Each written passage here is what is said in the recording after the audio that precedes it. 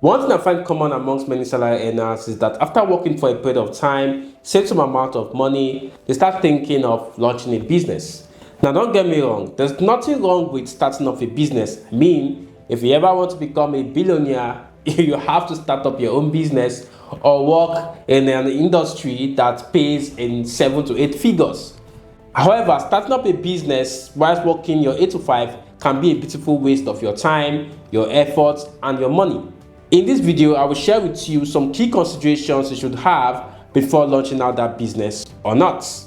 Hi, my name is Ogochukwu Okolocha. I'm a personal finance evangelist, and on this YouTube channel, I talk about money, personal finance, investing, business, and anything that pertains to how best you can utilize the income you earn today to create transgenerational wealth. If you just found this YouTube channel, please hit the subscribe button, and I assure you that every moment you spend here would be worthwhile. Now, before we go into the meat of the matter, I have to let you know that what I'm going to be sharing with you is based on my personal experience and observation within the last 10 years. First off, you have to consider what kind of business do I want to launch. Is it a physical business that requires an outlet where you're going to have staff, you're going to have machineries, and then you're going to have goods? Or is it an online business where you can just be moving products about from your home to your final consumers? Or is it a business where you're going to sell digital products? The nature of the business has a way of determining if it's going to succeed or not, vis-a-vis the nature of your job. There are some individuals that work in organizations where you have free time the weekend, you have free time after work, so you can come back by 6 o'clock and then you can do your business. Or even whilst at work, you can, play around the business during your break time. There are some individuals that work in organizations where there's usually no free time. Right? So take an example, you work in a bank. You close very late, your weekends too usually very busy. So you have to consider this before starting out a business. Otherwise, the business would not grow. Aside the time you likely would not have to give to the business, your attention to is going to be limited. Your employer expects that you give your job your maximum attention so that you can be very efficient and effective and turn out beautiful results that they expect from you. So if you now have to share that attention with your job and your business, something has to give at the end of the day. Either the business is going to suffer or the job is going to suffer. Very, very few individuals can multitask, both working in their primary job 8 to 5 and also running a business alongside.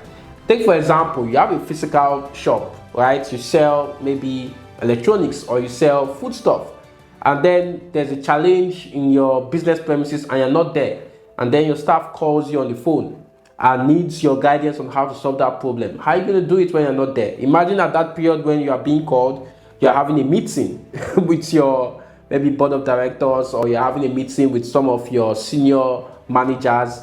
What are you going to do at that time? Are you going to tell your senior managers to wait, that you need to attend to an urgent call that's from your business premises? What if you go and answer that call and you come back, the whole conversation destabilizes you, and maybe you're having a presentation? How are you going to deliver?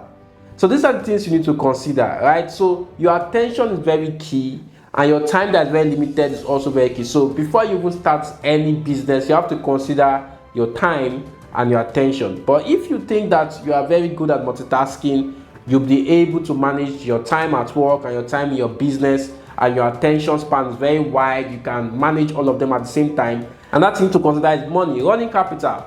Good enough you have saved some amount of money that is enough to start up the business. You need money to support the business while it's running, right? So the initial capital is not enough. You need running capital. Many businesses collapse within the first 2 years because they ran out of capital. So your salary likely not going to be enough to keep running the business. Most businesses would not break even up until the second year. So you need to have good amount of money to burn. You need to be able to spend money on marketing, spend money on branding, spend money on hiring staff. So if you don't have money to do all of these things, continuous spending, the business will die or you kill it. One of the two is going to happen, like I always tell people. So I see some salaried earners, what they do is that they start up a business and they just rely on posting on their WhatsApp status. I mean, that's not a business, that is just a survival scheme. How many people can patronize you based on what they see on your WhatsApp status? Right? So you're not spending any money, you can make money. If you actually want to do business, you need to spend money on advertising. So you need to open an Instagram page, you need to create content, you need to, let people understand what it is you're selling. So if you're not going to do any of that because you don't have enough time, because your attention span is not wide enough, then don't bother starting. Because if you start along the way and you do not have a plan on managing these contingencies that may come, you would end up wasting the initial capital you're starting, your energy that would have been channeled into something else, maybe more attention to your job that will help to facilitate a promotion, and money that will be wasted as well. Oh, I talked about money already. Your attention, right? So your attention could be given maybe to your family. So these are the things you need to consider to a very great extent before starting that business idea that you have. Another thing to consider is how you're going to manage the inventory. If you are going to be moving products from suppliers to your shop and then from your shop to your customers, if you are not there, they will still see. This personal experience is very hard managing Nigerians, especially those blue workers. I mean, staff that are not going to pay up to 100K. 100K a month as a salary is very small. So if you're not present there to oversee the operations of the business, they're going to steal from you so they can survive. One thing I always tell entrepreneurs and small business owners is that you have to consider the fact that you are paying your staff very little. So if they steal, you also have to understand why they stole. So if you can't be present to ensure they don't steal, anything you see, you take it.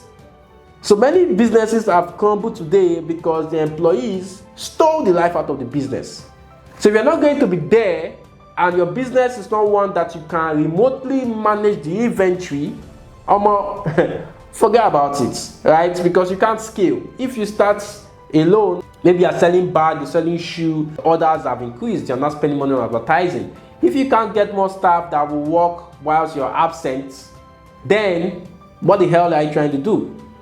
Maybe you would say, oh, I have a plan to quit my job, maybe after 3 months or 6 months, once the business starts booming, I would quit. So before you start, you have to have that in consideration. I always tell people, if you're starting up a physical business, I don't have a plan to quit your job between 6 months and 1 year. You are playing a game that would most likely waste your resources, waste your time and your efforts. Another thing you have to consider is how do you manage your suppliers? How do you manage other government agencies? Right? You have a physical space. How do you manage LOMA? How do you manage waste? Just think about all those things that comes with managing a shop in the market. Have you ever wondered why if you go to Alaba International or Idumota or you go to Trade Fair or Computer Village, you would always see the owner of the shop right there in their shop? Why? Because that is the only way to build a profitable business that is not very structured. The only business that you can be absent is the one that is very structured. I mean, if you want to be absent like the likes of Tony Melu that's always traveling around the world, you have to build your business to the point where things can go on without you being there. So if your business is not going to operate at that level and you still want to hold on to your job, my friend, forget about it. You are better off using that money to invest, right? Consider investing in real estate, invest in the stock market, invest in mutual funds. It is better for you so you can focus on your job, right? Make money and invest. And once you can focus on your job, if it's a job that has potential for growth, you get promoted, your income increases, and then you invest more money. You see that over the next 5-10 years, it will be better that you had invested than going to start up a business. However, if you still think that, oh, business is something I must do, I've been called to be an entrepreneur, my job is just a pedestal for me to raise funds to start that business, please, I'm happy you go ahead to do that, because becoming an entrepreneur would create jobs for other people. It's going to help to solve, poverty in the country. So I encourage people to start up a business, but these are the considerations that you need to have. So you would get your book and Bible and start putting down how you're going to manage all of these challenges that may come along the way. How do you manage your customers when you are not available? Right? Some people say, oh, I'll employ a customer care representative to manage my customers or my clients whilst I'm not around. Well, doing that is good, but you know that you need to train them as well. You can't just start up a business and then expect that things will start working automatically. This is the mistake that some people make. They get staff to join them, no training, and before you know it, it was as good as they never had the staff. In fact, it was even better they didn't have the staff in the beginning. So these are the things, added to what I've said earlier, that you really need to consider before starting that business. What I often recommend for salary earners to do if they want to start a business is an online business, right? The one that is not going to involve staff as much, the one that is not going to involve physical products, so you don't have to deal with suppliers, you don't have to deal with customers, complaints of moving products up and down. Just do something that is service related. So depending on the kind of industry you work in, you can become a consultant, or you can decide to build knowledge in another area and offer it as a service, like what I do, for example, money lessons, right? So people pay me to guide them to invest, they pay me to talk to me about how to manage their finances and stuff like that. So for you, it could be something else. It could be marriage, it could be just anything that wouldn't require you having a physical space or having a number of staff or managing inventory, because you have limited time, you have limited attention, and you cannot afford to throw away your money. Once again, thanks for watching. If you found this video helpful, please hit the like button and share this video with your friends.